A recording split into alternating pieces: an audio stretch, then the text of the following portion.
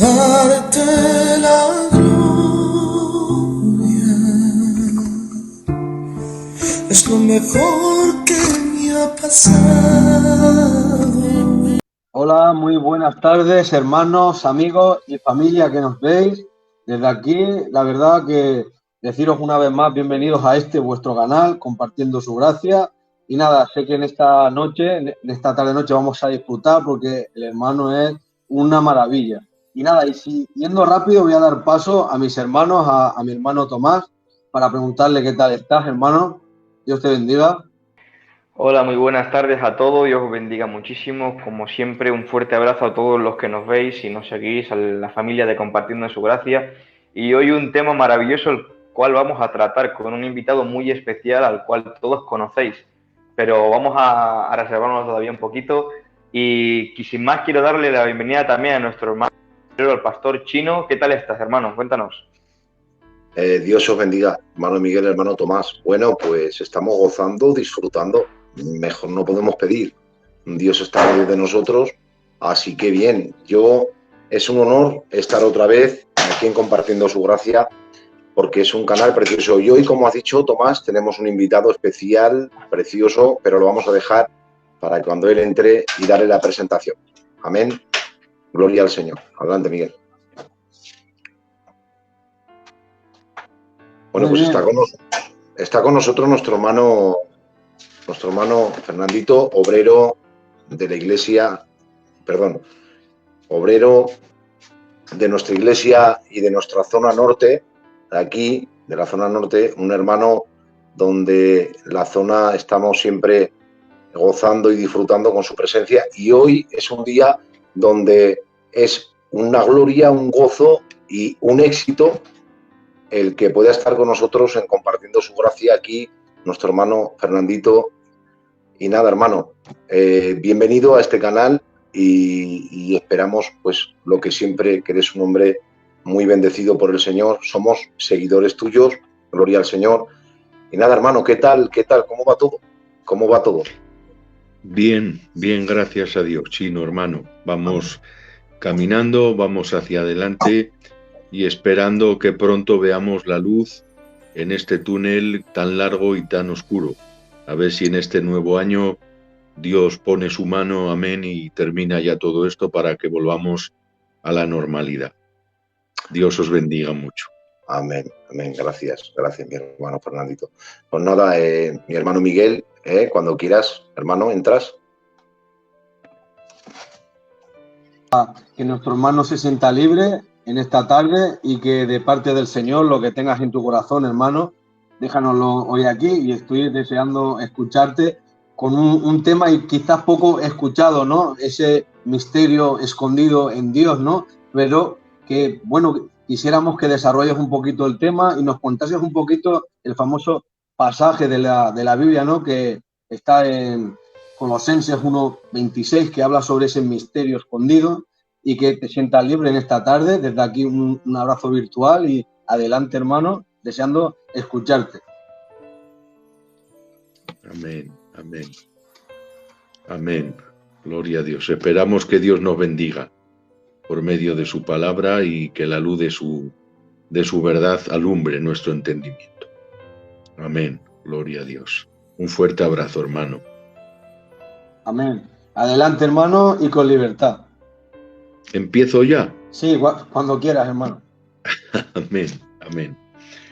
Bueno, pues gracias damos a Dios que podemos conectarnos y juntarnos por medio de estos métodos que Dios nos facilita y poder disfrutar del consejo de la palabra de Dios y de su dulce presencia. El apóstol Pablo, de sus 13 epístolas que Dios le dio la gracia de imprimir, ser el autor, tenía detalles extraordinarios. Haciendo un análisis, el apóstol Pedro a las epístolas de Pablo dice algunas de ellas difíciles de entender, las cuales los indoctos e inconstantes tuercen. Y de tantas verdades y doctrinas extraordinarias, Dios le dio el privilegio a San Pablo de de los 12 misterios del Nuevo Testamento, a Pablo Dios le dio el privilegio de tocar bastantes de ellos. Varios de ellos aparecen en los Evangelios, aparecen en Apocalipsis, y varios de ellos, 5, 6, 7, aparecen en las epístolas de Pablo. Y es lo que vamos a compartir esta tarde. Colosenses capítulo 1 y verso 26 y 27. Leemos la palabra en el nombre del Padre, del Hijo y del Espíritu Santo. Amén.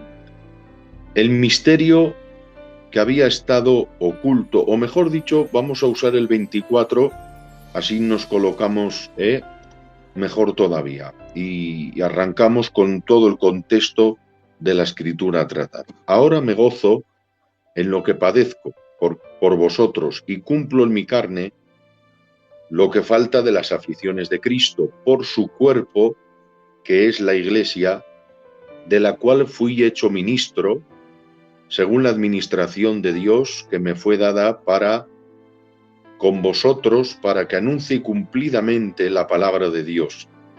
El misterio que había estado oculto desde los siglos y edades, pero que ahora ha sido manifestado a sus santos, a quienes Dios quiso dar a conocer las riquezas de la gloria de este misterio entre los gentiles, que es Cristo en vosotros, la esperanza de gloria.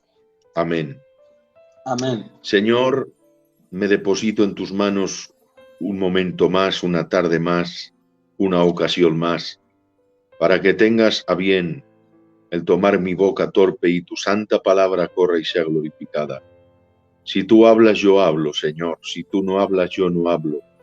Ya que nos has reunido a tus hijos, ten a bien el hablarnos. Haznos pastar del verde pasto de tu rica y hermosa palabra. Te lo pido por Cristo nuestro Rey, Señor, dueño y Dios. Amén.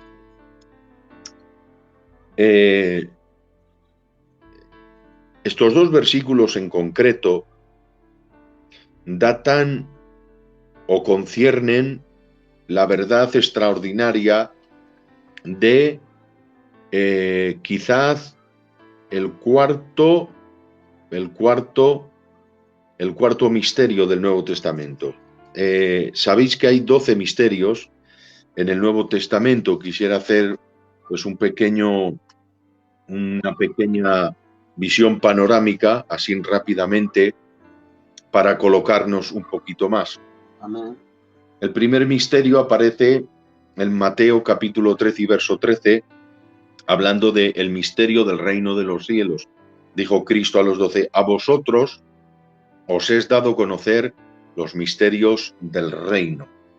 El misterio del reino de Dios está unido en varias verdades relacionales. La primera es el misterio de Dios, el misterio del reino de los cielos, es la información, la prédica, la evangelización de este misterio que es el misterio del reino de los cielos. El sembrador es el misterio que comienza, el sembrador que transmite la semilla, siembra la semilla, y la calidad del terreno, la calidad del suelo. El misterio de la cizaña en el campo del sembrador, que alguien sembró cizaña. Ese es otro misterio. Otro misterio es el de la siembra a la hora de la siega. El reino de los cielos tendrá un desarrollo gradual. El reino de Dios va de menos a más. El reino va acrecentándose, va anchándose.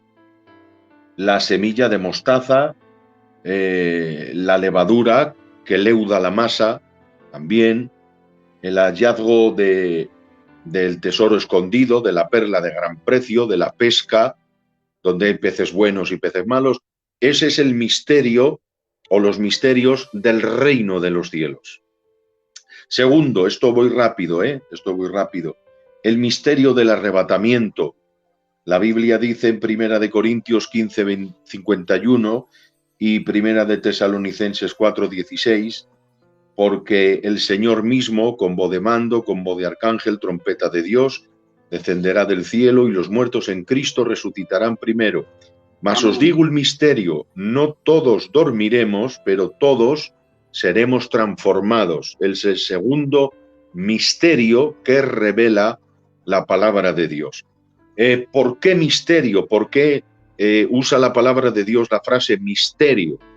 Se refiere a algo que había estado oculto en las épocas anteriores, pero que ahora en la dispensación de la gracia ha sido revelado, ha sido transmitido, ha sido dado a conocer por las diferentes verdades escriturales de las Sagradas Escrituras.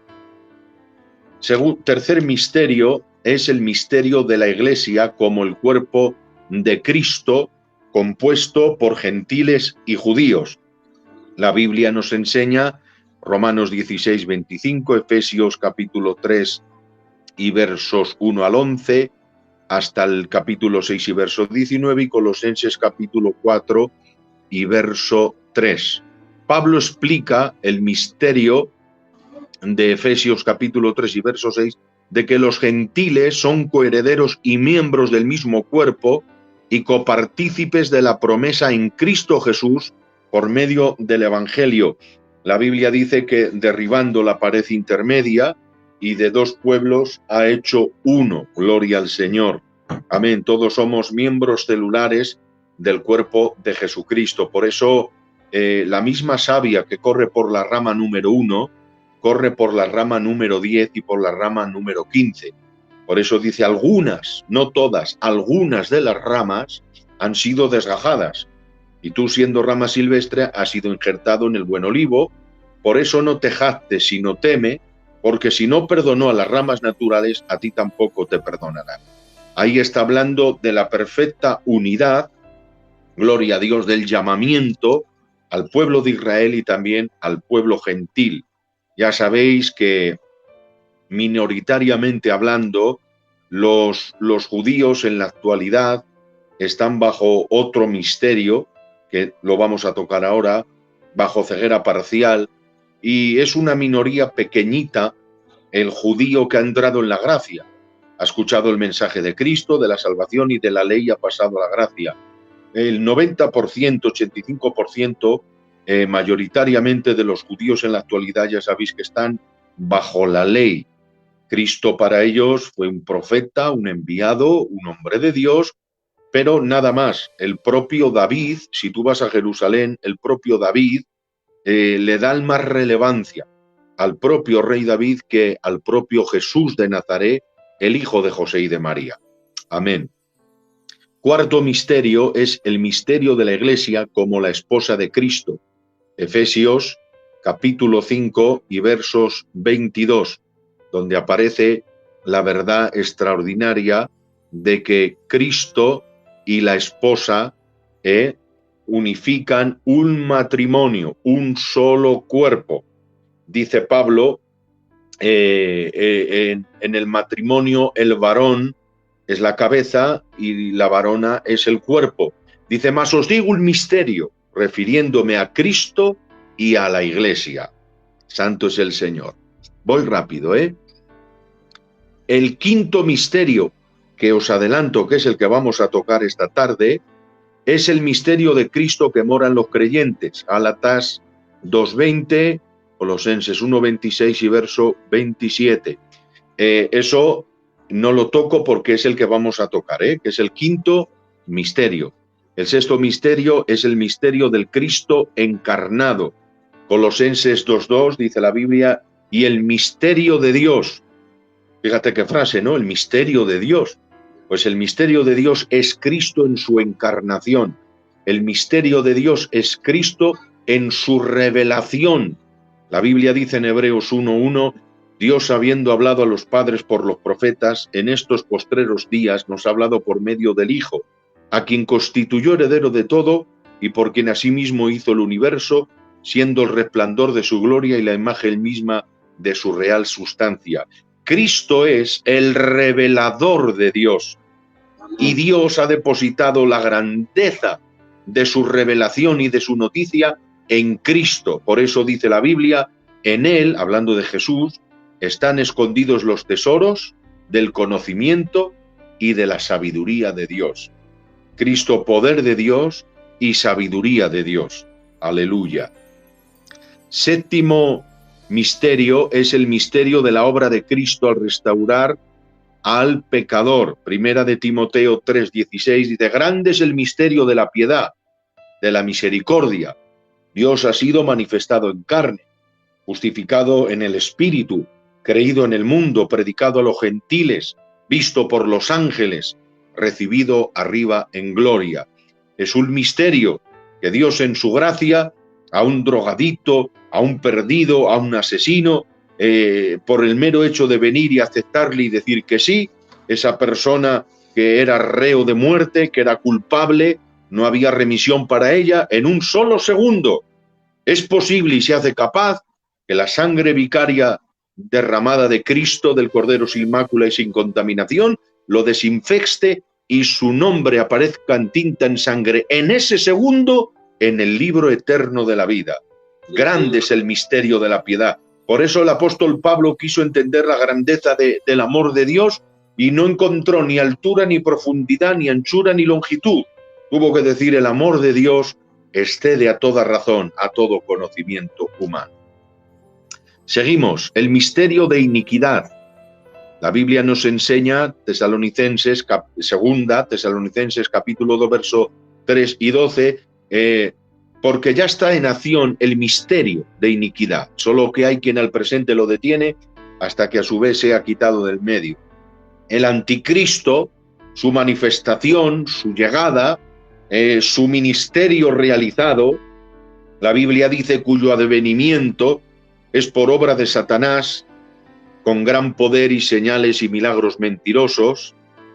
Lo que concierne la persona del anticristo, todo el envoltorio de su doctrina es un misterio que ha sido revelado a San Pablo el apóstol, amén, donde vemos su manifestación y también vemos su final, cuando el Señor, con el resplandor de su venida, con el espíritu de su boca, matará al inicuo, el hijo de perdición.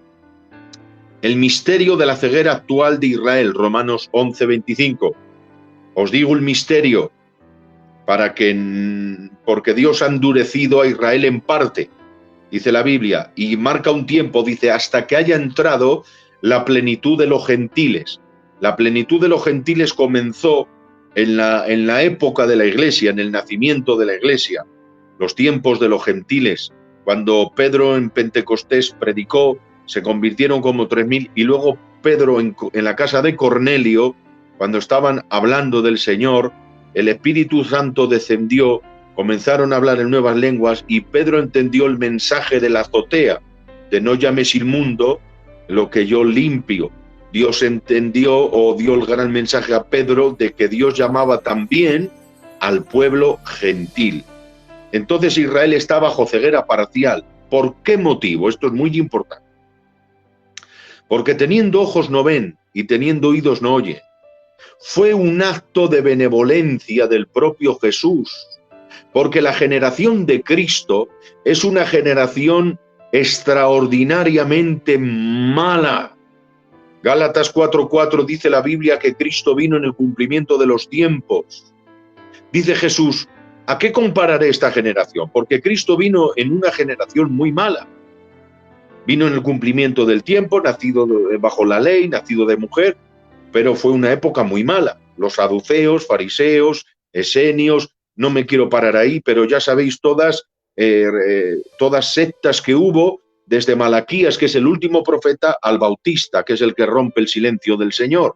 Arrepentíos, que el reino de los cielos se está acercando. La Biblia nos enseña que Jesús dice, ¿a qué comparar esta generación? Dice, semejante a los muchachos que vienen a las plazas y tocamos flauta y no bailasteis, os endechamos y no llorasteis. Aquí está el Señor confrontando los dos ministerios, el suyo y el del Bautista. El del Bautista les hizo llorar, el del Bautista les hizo endechar, el del Bautista les puso tristes porque redarguía sus corazones diciendo, ¿Quién nos ha enseñado para huir de la ira venidera, generación de víboras? Pero luego viene Cristo, que es el novio, que es el que está de bodas con los que le aceptan, que es el que hace reír a las familias, el que trae felicidad a los corazones.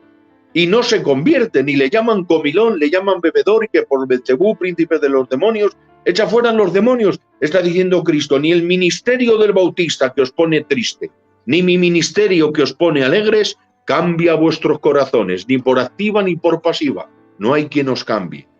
Y el Señor cerró el grifo de su intelecto para no acrecentar ya el castigo que se merecían. El tonelaje del castigo mereciente sería tremendamente mucho más grande, gloria a Dios, si el Señor no hace ese acto de misericordia de cerrar el grifo de su intelecto, que están bajo ceguera parcial. Voy rápido, gloria a Dios.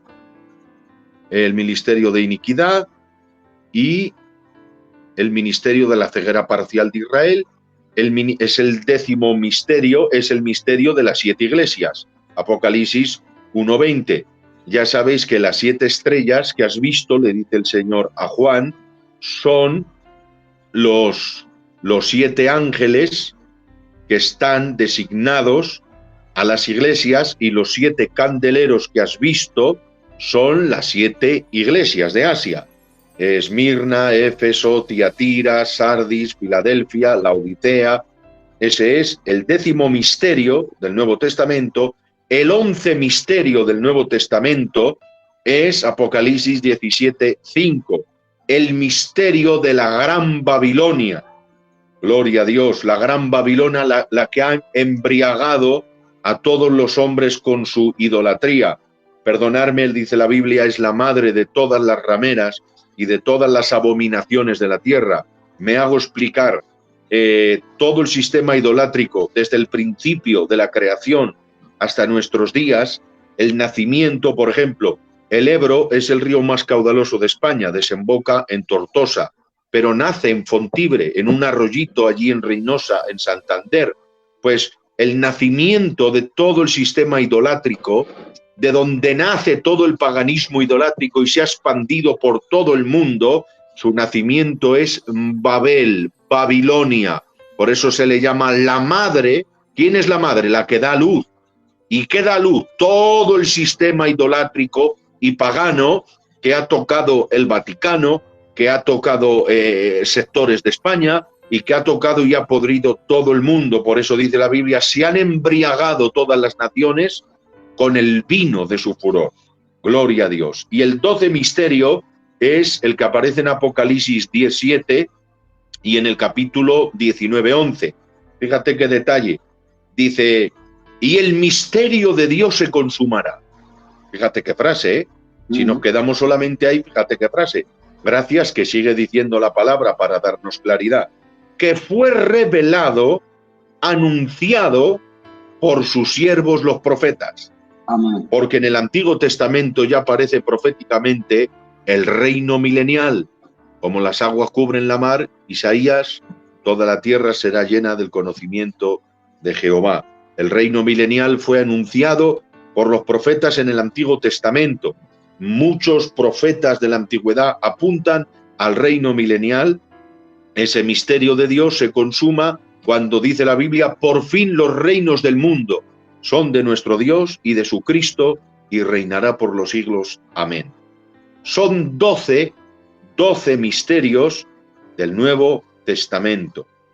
Pero el que nos compete en esta noche, el que nos entraña esta noche que vamos a desarrollar, es el misterio número 5, que es el misterio que hemos leído, el misterio que había estado oculto, verso 26 de Colosenses, del capítulo 1, durante siglos y edades, pero que ahora ha sido manifestado a sus santos, a quienes Dios quiso dar a conocer las riquezas de su gloria, aleluya, de este misterio entre los gentiles que somos nosotros, que es Cristo en nosotros, esperanza de gloria. Amén. ¿Cuál es el misterio? ¿Cuál es la revelación correcta, cuál es la palabra exacta para definir la grandeza del misterio que está declarando San Pablo aquí en estos dos versículos? ¿Cuál es la profundidad exacta? ¿Cuál es la exégesis verdadera de lo que el apóstol Pablo encierra en estos dos versículos? Sencilla y llanamente, que cuando un perdido recibe la palabra de salvación y abre su corazón a Cristo, dice la palabra de Dios en Juan capítulo 14 y verso 23, ya nos hemos colocado en la autopista de esta doctrina, dice Cristo en Juan capítulo 14 y verso 3, el que me ama, mi palabra guarda, y mi Padre le amará, y vendremos, plural, vendremos a él, y haremos morada en él. Quiero deciros de que yo siempre he creído que cuando una persona recibe a Cristo, el Espíritu Santo entra y es templo del Espíritu Santo, que es lo que nos enseña la Biblia, correctamente. Pero yo no sabía de esta manera tan rica y espléndida que no solamente el Espíritu Santo, la tercera persona de Dios, sino que el Padre y el propio Cristo hacen morada en él. Es lo que hemos leído. El que me ama a mi Padre y a mí, dice, entraremos y haremos morada en él. Hablando del Padre y hablando de Cristo. Quiere decirse que tenemos al Trino Dios dentro de nuestros corazones por el Espíritu Santo de Dios. Aleluya. Ese es el misterio, hermanos. Que Cristo hace morada en el hombre. Antes moraba Dios en templos y cuando había pecado, dice en Ezequiel, Dios abandona su templo. Su presencia se marcha del templo. Su gloria se va del templo. Pero nosotros ahora somos templos individuales, cientos de miles de creyentes en todo el mundo. Tenemos, amén, la santa dignidad y privilegio de que tenemos como morada a la persona de Cristo. Aleluya. Ese es el misterio que Pablo nos quería enseñar. Por eso dice Romanos capítulo 8, verso 9 al 10, mas vosotros no vivís según la carne, sino según el Espíritu, si es que el Espíritu de Dios mora en vosotros, y si alguno no tiene el Espíritu de Cristo, no es de él. Mirad, hermanos, en la Biblia hay muchos lenguajes figurados y hay que buscar el trasfondo de lo que el texto nos quiere enseñar. En la Biblia aparecerá el Espíritu del Padre, el Espíritu de Dios, el Espíritu de Cristo, el Espíritu del Señor. Aparece, si yo por el dedo de Dios echo fuera los demonios, ciertamente el reino de Dios se ha acercado. ¿Cuál es el dedo de Dios? ¿Cuál es el Espíritu del Señor? ¿Cuál es el Espíritu de Cristo? ¿Cuál es el Espíritu de Jehová?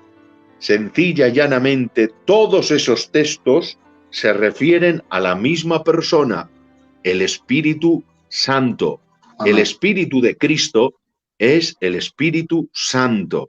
Gloria a Dios, porque los tres son coiguales, son iguales, son coeternos, eternamente eternos. No se quitan 5 años, 15 y el otro 10, no.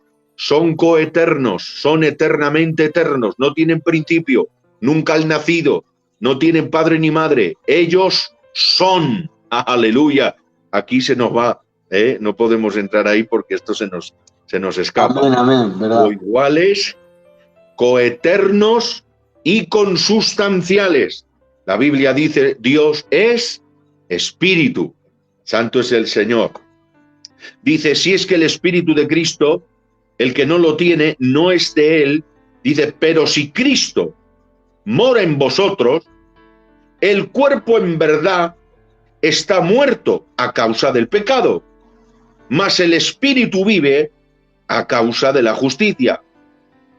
Pero si Cristo mora en vosotros, el cuerpo en verdad está muerto. Cuando Cristo logra hacer su obra salvífica dentro de mí, yo morí, por eso dice Pablo, habéis muerto. ¿Cuándo? En el momento que Cristo vive en ti, tú moriste, porque ya no vivo yo, vive Cristo en mí. Amén. Y lo que vivo en la carne, lo vivo en la fe del Hijo de Dios. Cuando alguien lo sepultamos en las aguas, tipológicamente, es que estamos haciendo el ritual de que cuando alguien es tambullido, Cristo fue sepultado. Y cuando alguien sube de las aguas, está tipificando, dando un mensaje a los presentes de que en el tercer día Cristo resucitó. Así la persona, cuando es levantada de las aguas, es una nueva criatura, ha pasado a novedad de vida. Gloria a Dios. Entonces, cuando una persona acepta a Cristo, su antigua naturaleza, porque dice la Biblia que en Adán todos morimos, mas en Cristo todos somos vivificados. Gloria a Dios. En Adán muerte, en Cristo vida. En Adán se rompe la cadena, Cristo vuelve a unir la cadena que estaba rota y coge la mano del Padre y coge la mano de la humanidad. Dice Pablo, el mediador, el puente medio entre Dios y los hombres, Jesucristo, hombre. Aleluya. Dice, el espíritu, la carne a la verdad está muerta a causa del pecado. Dice, mas el espíritu vive, no habla del Espíritu Santo aquí, Aquí habla de nuestro espíritu como personas e individuos. Dice, nuestro espíritu vive a causa de la justicia. Quiere decirse, nuestro espíritu, por la justicia de Cristo en nosotros, por la obra redentora de Cristo en nosotros, puede mantenerse en justicia verdadera, lo cual eso era imposible. Es la doctrina de la justificación por nuestras obras. La Biblia dice que la mejor obra del hombre es como un trapo de inmundicia. La peor ni lo nombra la Biblia. El hombre no puede ser justificado ni por obras, ni por méritos, ni por hazañas, ni por acciones, ni por dádivas, ni por limosnas. No, pero al recibir la santa justicia de la obra meritoria de Cristo en nuestro corazón, Él nos ha justificado a cara del Padre. Yo puse un ejemplo hace muchos años de que Cristo son las gafas que se pone el Padre para vernos con buena mirada. Cuando Cristo no usaba al Padre los lentes de la persona del Hijo, veía la humanidad distorsionada, pero cuando el Padre usó el vidrio mediador, que le da una visión nítida y clara de lo que es el hombre que estaba perdido, pero ha sido hallado por gracia y benevolencia de la obra meritoria de Cristo en la cruz del Calvario, el Padre nos mira con buenos ojos. Por eso dice Pablo, nos hizo aceptos en el amado. Jesús es el reconciliador que reconcilia a Dios con los hombres. Hay quien se ha atrevido a decir, en su ignorancia, claro está, porque eso no guarda relación con la Biblia ni el carácter de Dios, de que la deuda era con el diablo. Perdóname, no, la deuda era con Dios.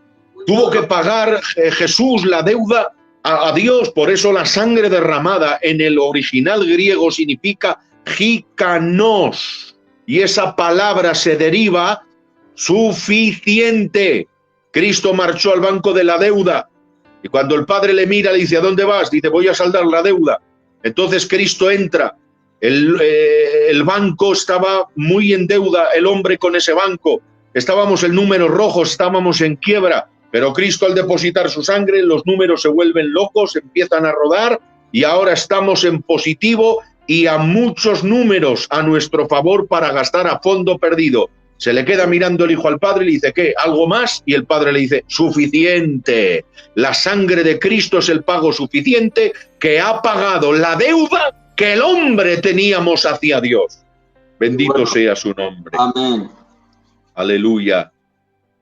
Gálatas capítulo 2 y verso 20 dice la Biblia, ya no vivo, con Cristo estoy crucificado, con Cristo estoy juntamente crucificado. Y ya no vivo yo, vive Cristo en mí.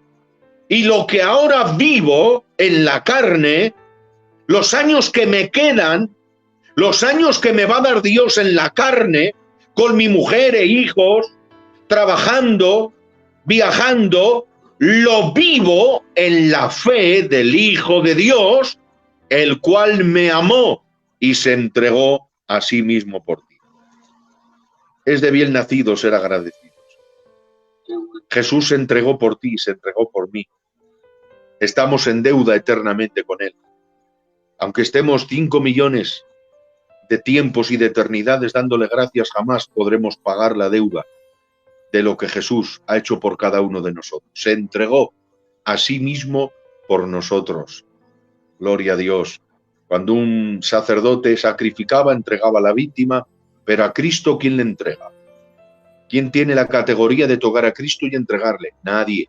Se entregó él mismo. Por eso Cristo realiza 2 funciones. Es el sacerdote y él mismo es la propia víctima que se trae y se ofrece a sí mismo. Gloria a su nombre. Ay, Dios mío. Está el Señor. Amén. Efesios capítulo 1 y verso 7 al 17. En quien tenemos redención por su sangre, el perdón de pecados según las riquezas de su gracia. Gloria a Dios. Cuando una persona recibe riquezas, ¿qué es? Rico. El mero hecho de que Dios nos ha redimido por su sangre, nos ha dado riqueza. La riqueza de su sangre gloriosa y maravillosa. El favor de su sangre, los alcances de gloria de su sangre, lo que se nos ha permitido por medio de su sangre, porque la sangre de Abel clama venganza desde la tierra, pero la sangre de Cristo habla mejor que la de Abel, pidiendo clemencia y misericordia por el pobre pecador. Efesios capítulo 3 y verso 8 dice: a mí que soy menos que el más pequeño de todos los santos, me fue dada esta gracia de anunciar entre los gentiles el evangelio de las inescrutables riquezas de Cristo. Amén. Aquí Pablo está hablando en boca de la frase misterio, pues luego el versículo colindante, ya San Pablo se mete a otro misterio, diferente todavía al que estamos tocando, aunque va unido y relacionado, pero termina en otro derrotero. Gloria al Señor. Quiero deciros de que San Pablo, en un acto de humildad, comparándose a todos los apóstoles, pues él es el último. De hecho, su ministerio apostólico al principio sufrió desavenencias y Bernabé lo tuvo que justificar de cómo Dios se le apareció camino a Damasco, y él mismo justifica su llamado apostólico. ¿No he visto acaso yo al Señor? Y eso es lo que le da licencia. Amén. Eso es lo que le da justificante. Su DNI es que ha visto a Jesús en persona. Y ahora dice, me fue dada esta gracia.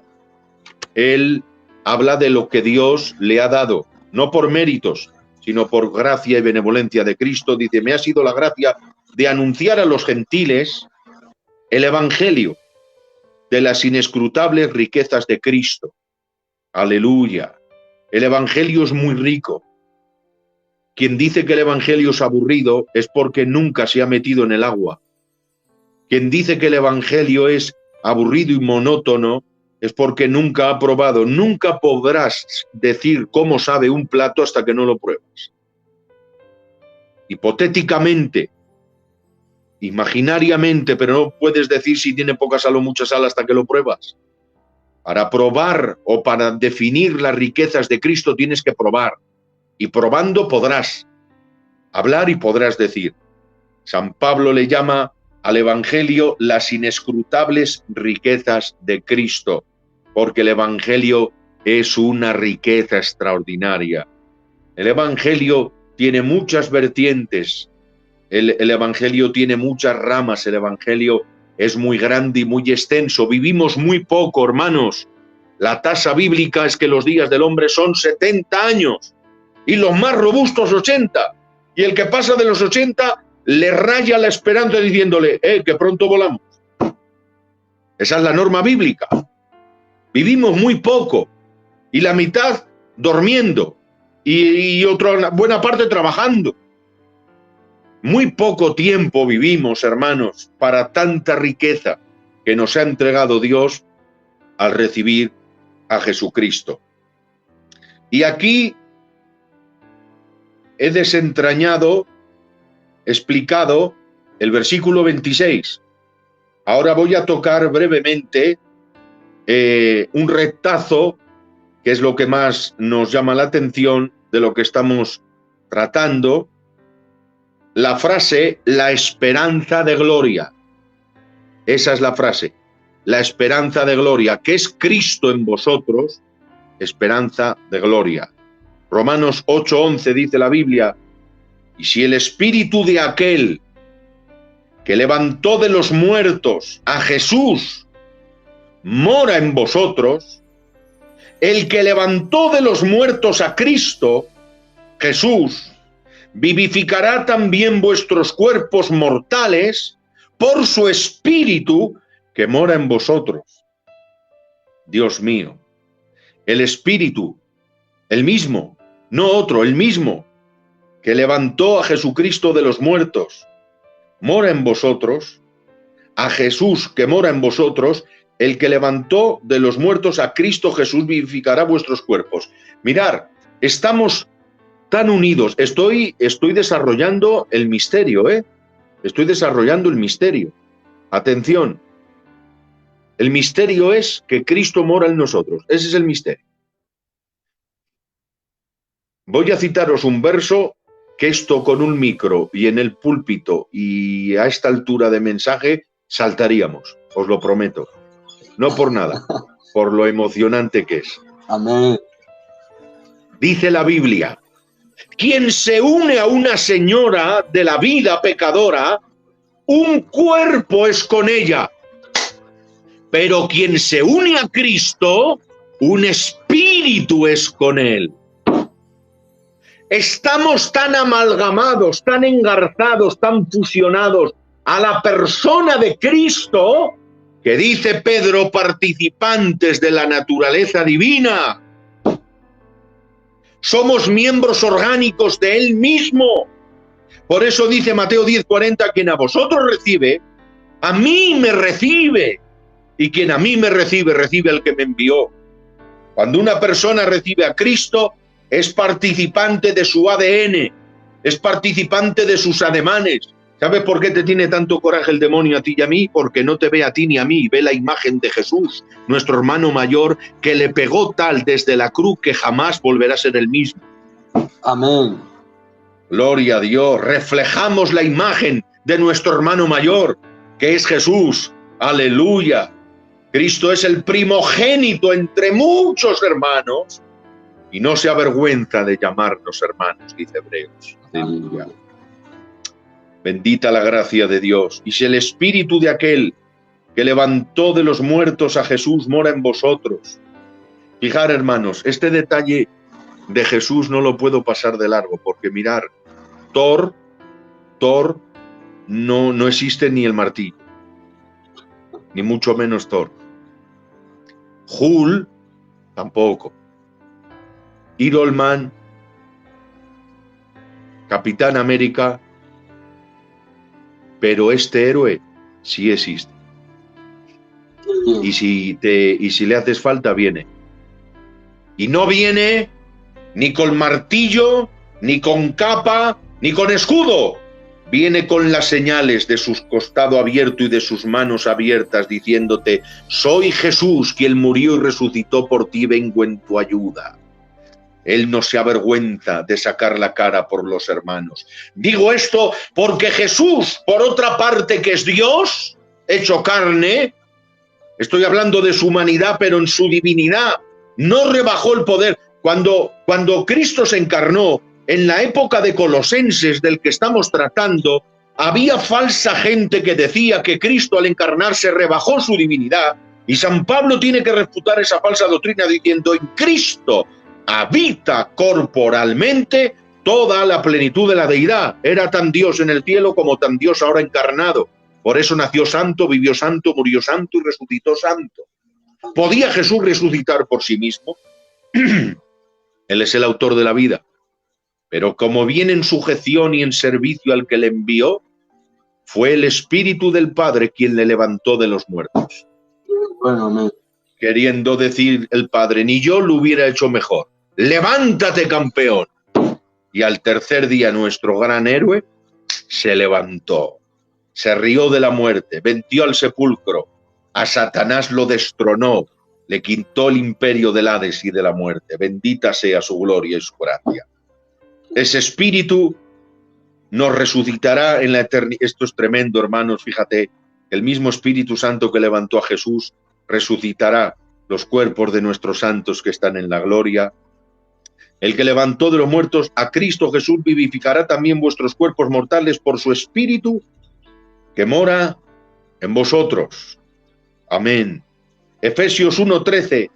En él también vosotros, habiendo oído la palabra de verdad, el evangelio de vuestra salvación, y habiendo creído en él, fuisteis sellados con el Espíritu Santo de la promesa, que es las arras de nuestra herencia hasta la redención de la posesión adquirida para alabanza de su gloria. Entendemos este versículo de esta manera. Cuando una persona compraba 50 reses, las marcaba con su sello de pertenencia. Cuando una persona recibe a Cristo, Cristo lo sella, Cristo pone su marca, y su sello y su marca es el Espíritu Santo que mora en nosotros en la calidad de herederos de la salvación.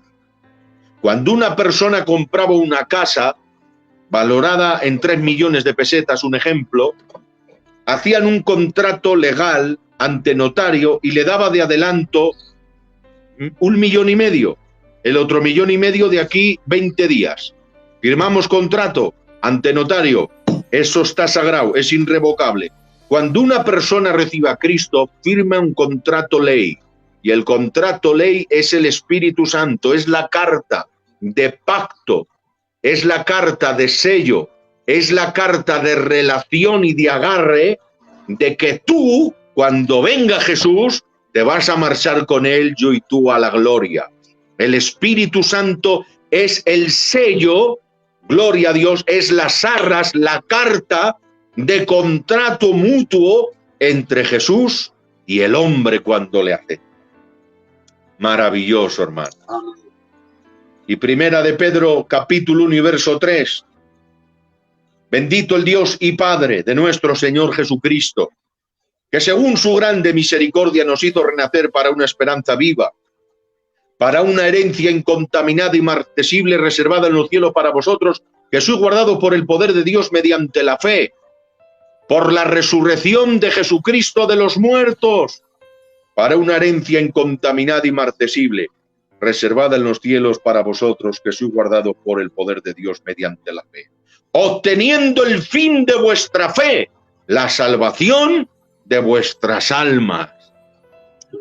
El haber recibido este misterio revelado que San Pablo nos está enseñando, que ese misterio es Cristo en su entrada triunfal en nuestro corazón, cuando le abrimos el pecho y le dijimos, sí, entra en mi corazón y en mi alma. Ese misterio lo hemos entendido, ha sido revelado por San Pablo y lo podemos predicar y oír. Es el misterio de que Cristo es en nosotros la esperanza de gloria, porque Cristo no solamente nos ha llamado para morar Él en nosotros, consolarnos, ayudarnos, levantarnos, bendecirnos, apoyarnos, animarnos. No, es que la razón final de que Él está en nosotros es la esperanza de gloria. ¿Cuál es? Llevarnos a todos a su casa, al reino eterno de los cielos.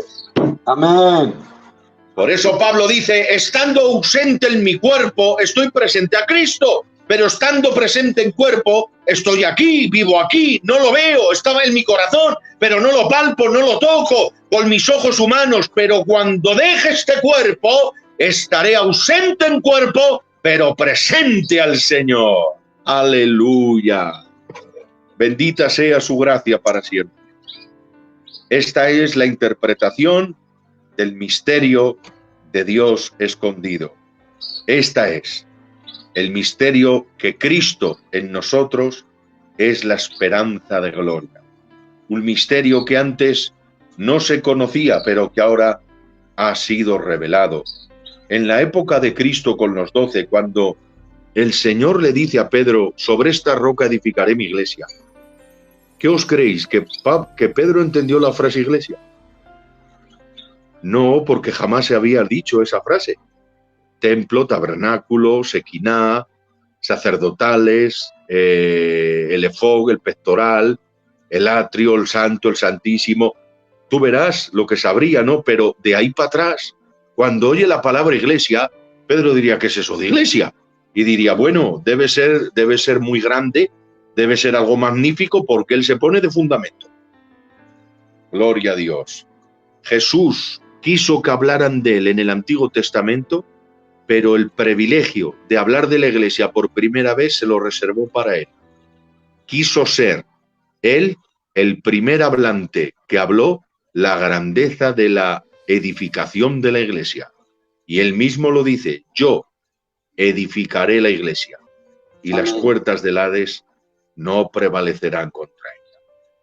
Caminamos con Cristo, vivimos con Cristo y estaremos con Cristo. Que Dios os bendiga mucho. Hasta aquí esta explicación. Os doy lugar, hermanos. Salom. Qué bien. Gloria a Dios, de verdad, ha sido un placer escucharte, la verdad. No sabía yo que había hasta 12 misterios en el Nuevo Testamento y la verdad que ha sido maravilloso y sobre todo este quinto misterio a mí me ha llenado de alegría y de gozo, más que nunca en este tiempo, ¿no? Porque vemos a las personas como que no tienen esperanza, ¿no?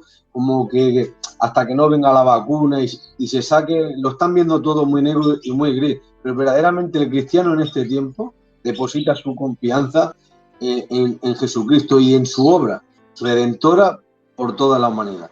Y eso a mí me ha llenado de gozo y de alegría. Gloria a Dios, gloria a Dios. Una bendición.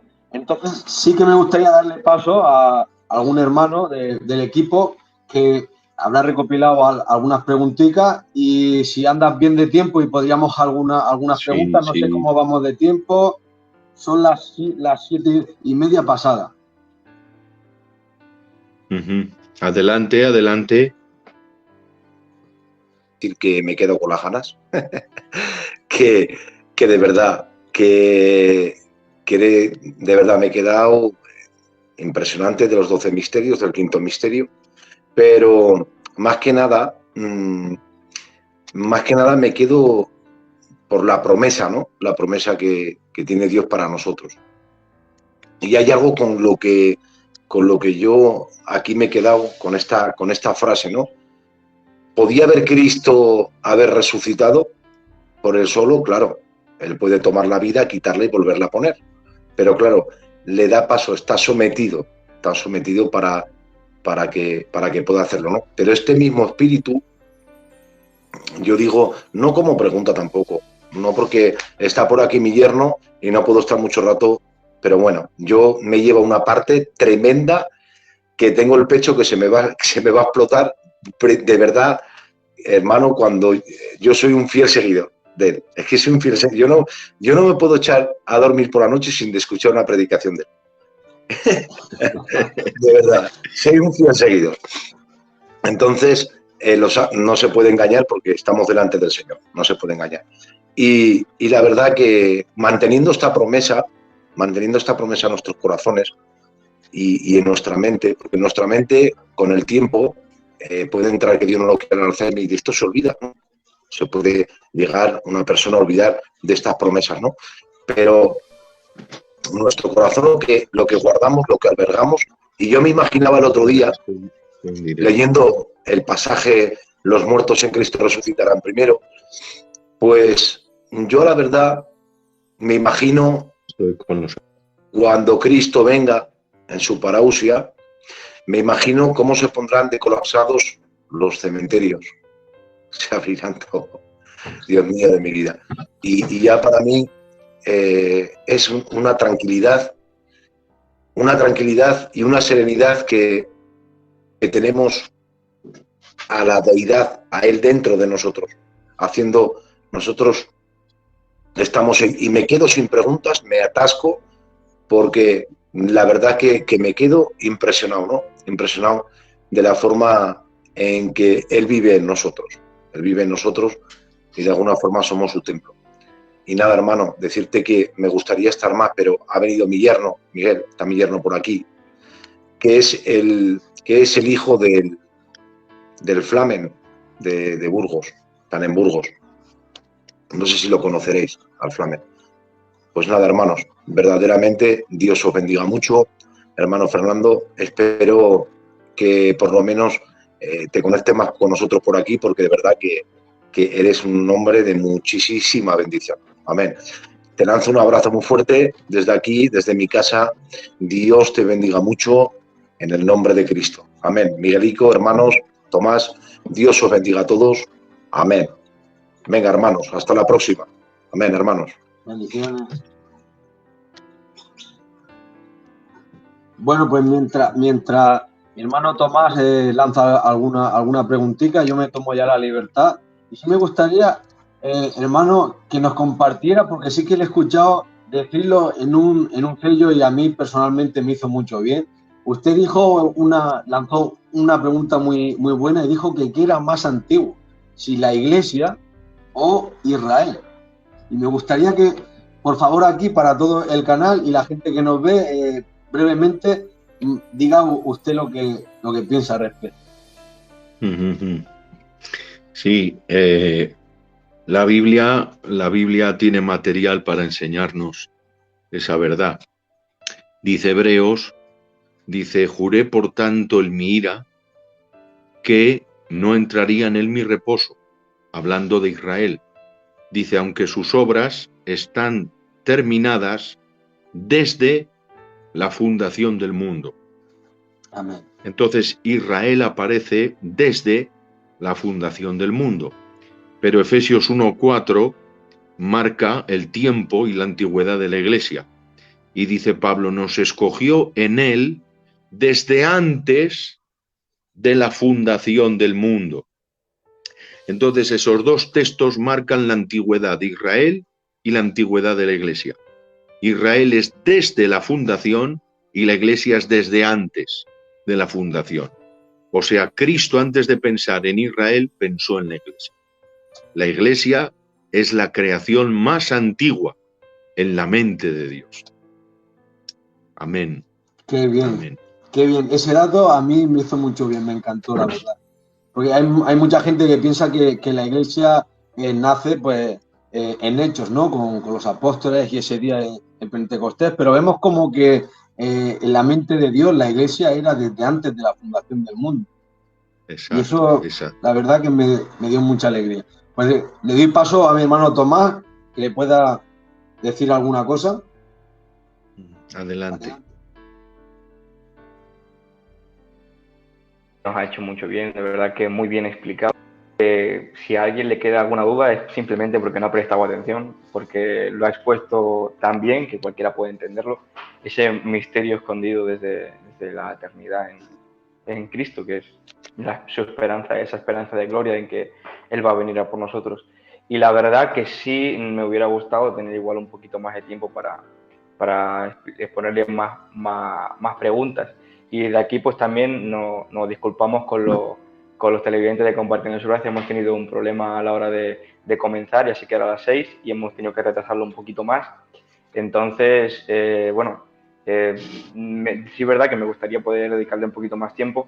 Lo único que a las 8 tenemos la convención de zona y vamos a tener que recortar bastante. Simplemente, de verdad, decirle que lo ha explicado tan bien que creo que pocas son las preguntas que de verdad se necesitan hacer en cuanto a este tema, porque el tema que nos atañía, que era ese secreto escondido en Dios desde la fundación del mundo, lo ha explicado tan bien que bueno, creo que pocas preguntas quedan por hacer. Nada más decirle que Dios le bendiga mucho, muchas gracias por estar con nosotros y otro día, de verdad que sí, vamos a poder dedicarle mucho más tiempo y con muchas ganas de todos los temas que tanto bien nos hacen de la Biblia y tantos misterios que quedan todavía por explorar en la Biblia, porque está llena de esa riqueza y sabiduría de Dios, que yo sé que usted la tiene, y exprimirlo en todo lo que podamos. Amén. Así que bueno, tío, Dios te bendiga mucho. Espero que te hayas sentido cómodo. Gracias por esa disposición que usted tiene siempre para hacer bien a la iglesia y al canal. Y nada, esperemos que podamos contar con usted más adelante. Así que Dios le bendiga mucho y amén. Adelante. Dios os bendiga, Dios os bendiga. Claro que sí, me he sentido muy a gusto y muy bendecido. Y aquí me tenéis para colaborar con lo que pueda. Gloria al Señor. Dios os bendiga mucho. Muy bien, hermano, pues un abrazo, la verdad, desde aquí. Esperamos tenerle de vuelta en breve, ¿no? Con un tema de los que usted siempre trae, tan buenos y necesarios en este tiempo para nuestro pueblo. Y desde aquí, pues nada, decirle a nuestros hermanos que nos ven y tal, pues que bueno, que sigan compartiendo los vídeos que son de bendición, que se sigan suscribiendo al canal y que en breve, pues nada, pues seguiremos con el hermano. Nos estaré algún técnica más para estar y compartir con todos vosotros y seguiremos subiendo vídeos. Y desde aquí, pues, decirte que ha sido un placer tenerte en el canal con nosotros y esperamos tenerte en breve, hermano. Así que un abrazo y bendiciones para toda tu casa. Igualmente, igualmente. Amén. Bendiciones. Hasta pronto. Darte la gloria es lo mejor que me ha pasado.